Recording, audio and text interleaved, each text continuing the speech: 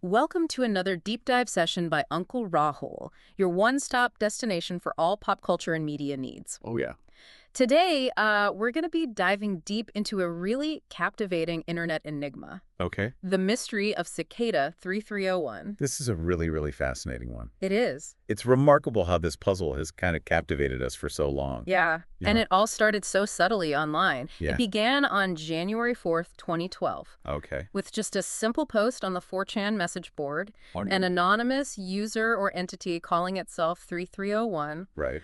uploaded a cryptic image basically laying down a challenge to anyone who stumbled upon it to find a hidden message Right. A hidden message within. Now, this wasn't just like finding a hidden word in a picture. No. It was the first step in what became like an incredibly intricate online scavenger hunt. Right. Almost immediately, those who took up the challenge discovered that by opening this image in a text editor, it revealed a string of what looked like gibberish. Yeah. But it wasn't random, it was ciphertext. Essentially a message that had been encoded using a secret system, Right. requiring a key or a method to decode it back into readable text. Oh, okay. So like a... That's what we mean by a cipher. Okay, so like a secret code kind of? Yeah, secret code. Yeah. And cracking that first cipher led to another image, Mm-hmm. and that's where things started to get really interesting. Okay, so this wasn't just a one and done type thing. No, this Did had layers, because it quickly became apparent that there were more sophisticated techniques involved. Right. The early stages required using tools like Outguess, which specializes in steganography. Okay. Steganography is essentially hiding a secret message inside a seemingly normal picture. So the pixels are altered in a way that's invisible to the naked eye, but with the right tools, Yeah. you can extract that information. Exactly. Wow. So Outguess allows for this kind of like digital camouflage. Interesting. So from that initial hidden message, the trail deepened considerably. The clues branched out, leading participants to a dedicated subreddit, which in turn pointed towards a very specific book. Oh, wow. So this is getting complicated. And that book, when combined with another layer of code, Oh, like revealed a phone number. a phone number. And if you are one of the few who actually called that number, Mm-hmm. you were met with an eerie pre-recorded message. What? So all of this was happening so fast, Right. like within 24 hours of that image being posted. Yeah.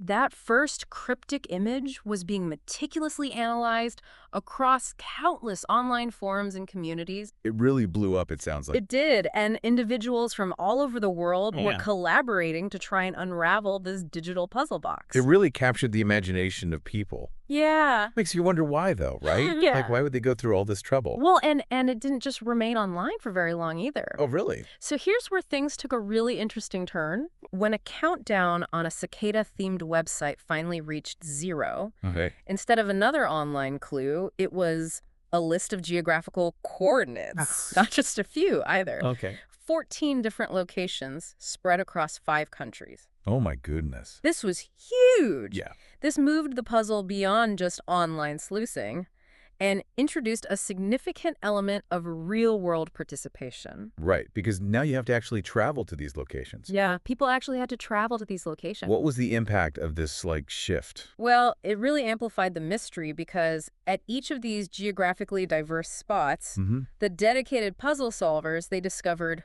posters Okay. bearing that cicada symbol Right. and a QR code. So this wasn't just like some random thing. Right. This was definitely planned. This was planned. Wow. This tangible link to the real world really fueled speculation. It did, yeah. Like, was this still just an elaborate game by some online pranksters, or was there something much larger at play? Right. Was this an ARG or was this something else? Yeah. Something more serious, maybe? Yeah, and this is where the theories really started to take off. What were some of the theories that were going around? Well, some people still dismissed it as an incredibly intricate joke, Yeah. but the complexity of the global reach and now this physical element Yeah. led many to believe that something more significant was happening. Right. Like what?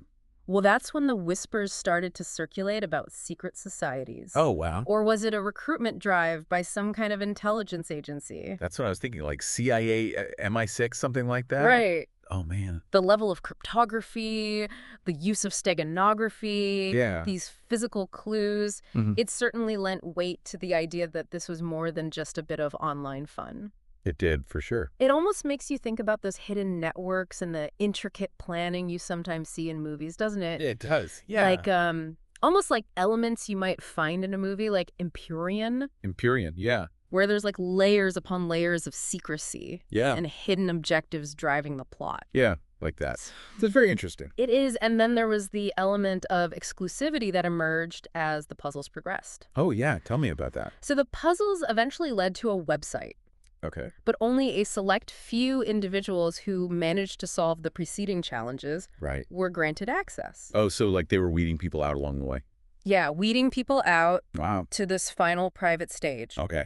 And the message that these individuals reportedly encountered there was, we want the best, not the followers. So they wanted to filter out anyone who's just, Yeah, along for the ride. exactly. So this reinforced the idea that this wasn't simply about solving a puzzle. Yeah. It suggested that the individuals or the group behind Cicada were actively looking to identify those with very specific skills. Right, and a particular way of thinking. And a particular way of thinking. Very interesting. And just when you thought the mystery might have run its course, Cicada reappeared. Well, they did. In 2013 and 2014, new puzzles emerged. Oh, wow. Each presenting its own array of challenges. So it wasn't a one-time thing. Whoa, it was like a series. The series. Yeah.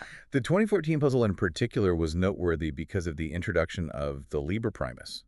What is the Liber Primus? It's this mysterious book written in an intricate runic script. Okay. So this added another layer of complexity. Yeah. Requiring participants to not only possess decryption skills, Right. but to grapple with these seemingly philosophical ideas contained within its pages. Wow, so not just technical skills, but also like thinking skills. some kind of philosophical alignment. Right. And interestingly, some interpretations of the untranslated portions suggest themes of cryptography as a form of intellectual liberation, echoing sentiments found in early cypherpunk manifestos. Oh, wow. So that's really interesting. Which, just to give everyone some background, the cypherpunk movement was a group advocating for the use of strong cryptography as a tool for privacy and social change in the early internet era. Right. So they believed that cryptography was a way to kind of like free yourself from the control of governments and corporations. Interesting. And they believed in like decentralized systems and peer-to-peer networks as ways to achieve this. Very, very interesting. So it's like they weren't just testing abilities anymore. They were delving into something deeper, almost ideological. Yeah, they wanted to find people who shared a particular worldview. Yeah. And even now, a significant portion of the Liber Primus remains untranslated, adding to the enduring mystery. Right. So here we are, years later, and we still lack definitive answers to these fundamental questions. Like, what was the objective? Yeah, what was the objective? Who was behind it? Who was behind it? And what happened at the end? Yeah, like what happened to the people who reached the final stage? Yeah, like what was the point of all this? Well, let's unpack what seems to be the most plausible explanation that has emerged over the years. Yeah. Based on various pieces of information that have surfaced. Okay. Particularly anecdotal accounts from individuals claiming to have progressed quite far in the puzzles. Okay, so people who actually participated. Yeah, who got pretty far in the puzzle. Right. A consistent picture begins to take shape. Right. And it seems that Cicada 33301 described itself as an international collective, united by a strong belief in the fundamental right to privacy in the digital age. Okay. Privacy-focused. Privacy-focused. Interesting. So the prevailing theory suggests that these extraordinarily complex puzzles were, in essence, a way of identifying and recruiting like-minded individuals. Yeah. People possessing advanced skills in cryptography, computer security. Okay. And a deeply held passion for online privacy and anonymity. Very specific skill set. Yeah, very specific skill set. Very interesting. And the ultimate goal, according to these accounts, wasn't some nefarious purpose, but rather a collaborative effort to develop privacy-enhancing solutions. So they were trying to make the world a more private place. Yeah. Interesting. Software protocols and technologies that would empower individuals to protect their data and communications in the increasingly surveilled digital world that we live in. That makes sense. Yeah. When you think about it, like the level of technical skill that it took to even participate in this. Exactly. You would have to have those skills to develop that kind of software. Yeah. Makes sense. And the secrecy surrounding the puzzles bears the inherent importance of privacy and security. Oh, it's a good point. So this clandestine group dedicated digital privacy, Right. strongly resonates with the ideals of that cypherpunk movement Oh, that we yeah. talked about. Mm-hmm. So it's quite conceivable that Cicada 3301 could be like a contemporary manifestation Yeah. of those early internet ideals using modern methods. Yeah. To achieve similar goals. Wow, that's fascinating. Yeah, so despite the more sensational theories involving secret societies and government agencies, Right. the most likely explanation seems to point toward a more pragmatic, Yeah. albeit still mysterious origin. Right. This decentralized group of individuals deeply committed to digital privacy, Yeah. utilizing these elaborate puzzles as a highly selective recruitment strategy. It's a very effective strategy. It is. If that was their goal. Yeah, if that was their goal. Yeah. Now it's important to acknowledge that we still lack definitive proof Yeah. to confirm this theory. Right. We're just piecing together We're piecing together. little bits of information. Yeah, we don't have concrete confirmation of exactly who was behind it or what truly transpired in those final private stages. Yeah. What we do know is that Cicada issued a final public message in April of 2017, Okay. cautioning against the spread of disinformation. Right. Since that communication, there has been silence. Silence. Yeah. The third major puzzle from 2014 seemingly remains unresolved. Right. And the possibility of a fourth puzzle or any future activity from this enigmatic group remains an open question. So we're still waiting. We're still waiting. Oh, man, that's crazy. It is a truly captivating and enduring mystery. Yeah. Even though we have this plausible working theory, Right. the air of intrigue surrounding Cicada 3301 persists. Yeah, I can see why. And it continues to fuel online discussions and speculation about its true nature and purpose. It does. Yeah. It's a fascinating mystery It is. that hopefully one day we'll get to the bottom of. Hopefully one day. Yeah. And that's all for now, folks. Okay. Keep listening to Uncle Rahul for such interesting contents. That'll do. All right. Thanks, Carl. Bye.